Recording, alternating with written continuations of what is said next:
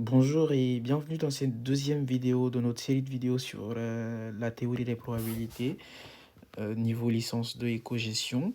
Et bien dans cette vidéo, nous allons parler de probabilité discrète après avoir précédemment donc évoqué la notion de variable aléatoire, notamment variable aléatoire discrète.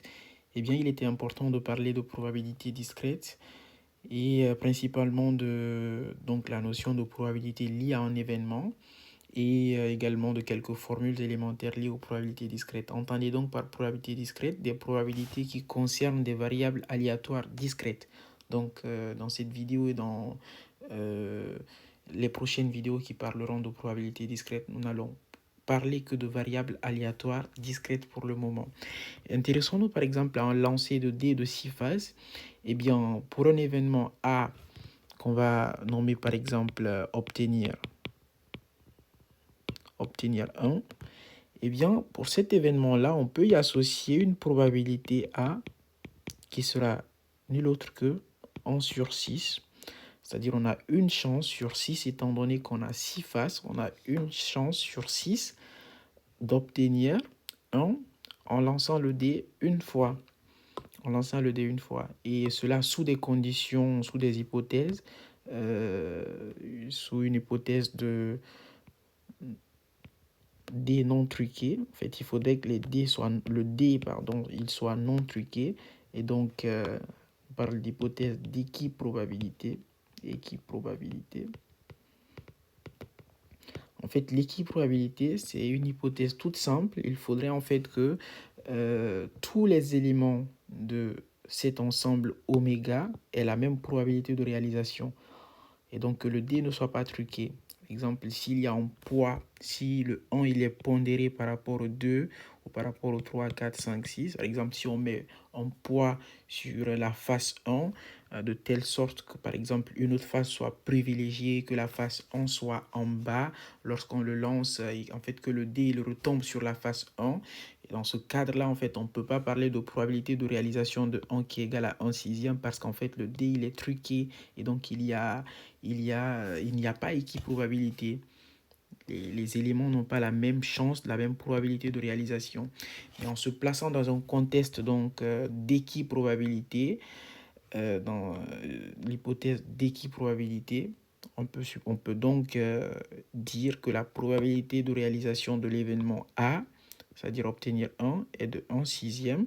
Et par la même manière, donc vous l'aurez compris, la probabilité d'obtention de 2 est aussi de 1 sixième parce qu'on a une chance. On a une chance sur 6 d'obtenir 2. On a également une chance sur 6 d'obtenir 3, ainsi de suite.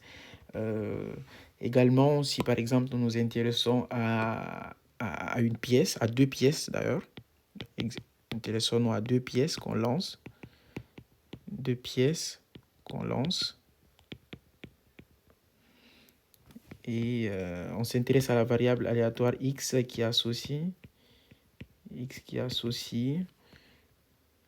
le résultat du lancer.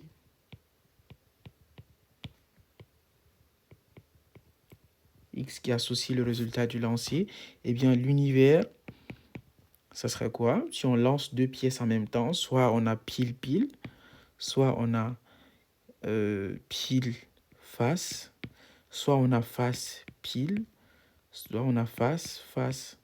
C'est-à-dire qu'on a quatre possibilités en fait. Soit la première pièce elle est pile, la deuxième pile, soit la première est pile, la deuxième face, soit la première est face et la deuxième pile, soit les deux sont face. Donc on a euh, quatre éléments, quatre éléments. Et donc si on s'intéresse à l'événement A, obtenir P, eh bien, cet événement-là a simplement aussi pour probabilité un quart. Probabilité de A est égale à un quart dans cette situation parce qu'en fait, là, on observe effectivement qu'on a une chance, sur 4 d'obtenir pile, pile. Vous voyez? Donc là, c'est très simple. Ou on s'intéresse par exemple à la probabilité B, un peu pousser l'utilisation du concept. On va s'intéresser à la probabilité B d'obtenir soit PP ou PF. C'est-à-dire on s'intéresse simplement à la probabilité d'obtenir. C'est comme si en fait ici on s'intéressait simplement à la probabilité d'obtenir pile pour la première pièce, quel que soit le résultat de la deuxième pièce. Et bien obtenir PP ou obtenir PF, en fait la probabilité de B, on va utiliser d'ailleurs une des notions de la première vidéo. La probabilité de B en fait c'est la probabilité d'avoir PP ou PF. Et où on avait dit que c'était l'union. Donc c'est la probabilité PP union PF. Vous voyez? Et donc là, c'est simplement donc dans cette situation-là, étant donné en fait qu'on ne peut pas avoir, on va le développer ultérieurement, mais étant donné qu'on ne peut pas avoir à la fois pile et pile face, eh bien cette probabilité PP union PF, c'est simplement la probabilité qu'on a PP plus la probabilité qu'on a PF, et ça sera donc égal à 1 quart plus 1 quart qui est égal donc à 2 quarts, donc soit 1 demi. Donc cette probabilité-là, c'est 1 demi. Et après cela, donc, on va parler de quelques formules élémentaires, donc principalement deux formules. Eh bien, la première formule, en fait, c'est celle de l'événement contraire. Donc, lorsqu'on a un événement A, la probabilité donc de réalisation de son événement, de son contraire, en fait, c'est 1 moins la probabilité d'obtenir l'événement en soi. Et donc ça sous-entend en fait que la probabilité d'avoir un événement plus la probabilité que se réalise son contraire sont donc, on parle de probabilité donc d'événements complémentaires.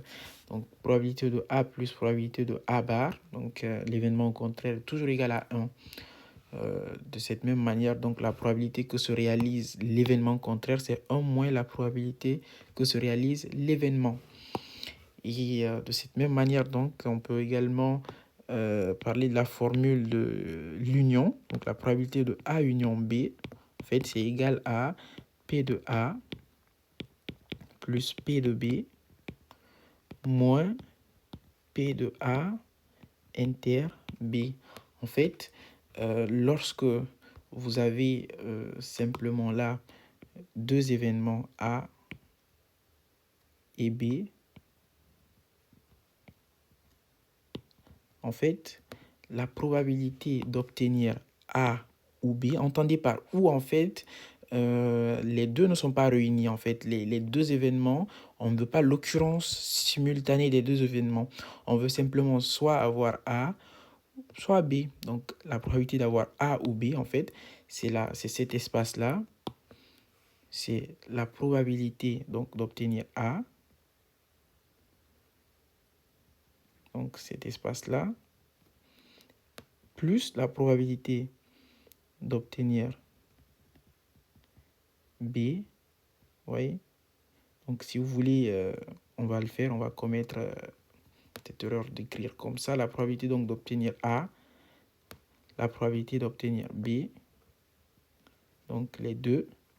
Moins la probabilité, en fait, moins la probabilité d'obtenir les deux à la fois. Donc, moins leur intersection. Moins cette partie-là. Moins cette partie-là. Vous voyez? Donc, la probabilité d'obtenir A ou B, c'est la probabilité d'obtenir A plus la probabilité d'obtenir B moins la probabilité d'obtenir A et B. Eh bien, en fait, vous l'aurez compris, juste dans l'exemple précédent, la probabilité d'obtenir PP ou PF, je l'avais expliqué en fait en disant que simplement cette union-là, on peut faire fi de la dernière partie de la formule, c'est-à-dire moins PA inter B. Ici, on ne l'a pas mis, sinon on aurait pu mettre moins probabilité PP inter PF. Simplement en fait parce que cette partie-là, la probabilité qu'on ait PP inter PF, elle est nulle. Celle-là, elle est égale à 0 dans le cadre de cette formule parce qu'en fait, on ne peut pas avoir pile et pile face à la fois. Donc, ces deux événements-là sont indépendants. On aura le temps d'en parler ultérieurement. Mais simplement, cette probabilité n'existe pas et donc on peut se reporter à simplement établir la formule en gardant ceci. Et bien, de cette même manière, vous l'aurez compris, donc la probabilité de A inter B, eh bien, c'est aussi P de A plus P de B moins P de A union B, étant donné qu'on cherche en fait la probabilité que les deux soient réunis, c'est-à-dire A et B, on va donc faire P de A plus P de B moins toutes les situations où on n'a pas les deux réunis. Oui.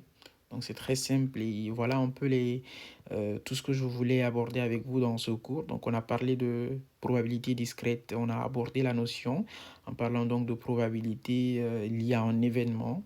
Et il y a la notion d'équiprobabilité qui est très importante dans la théorie des probabilités parce qu'on peut se placer dans un contexte où on n'a pas d'équipe, où l'équiprobabilité n'est pas respectée, ça peut être toute autre chose où les probabilités sont peut-être éventuellement pondérées et tout ça. Voilà, les situations sont toutes autres.